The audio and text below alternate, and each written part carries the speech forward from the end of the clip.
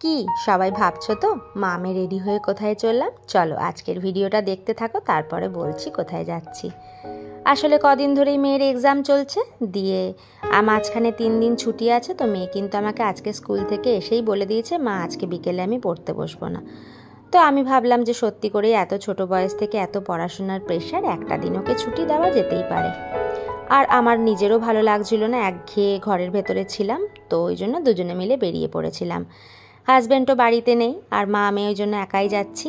গেছিলাম বোম্বে হোটেলে ধোসা খেতে। এর আগে একদিন এসছিলাম, দিয়ে ওর ধোসাটা খুব পছন্দ হয়েছিল, ওই জন্য ওখানেই গেছিলাম। আর আমি মনে করি মেয়ে বড় হলে মেয়ের থেকে বড় সঙ্গী মাদের আর হয়তো কিছু হয় না। এই মতামতটা আশা করি সব মায়েদেরই একই হবে।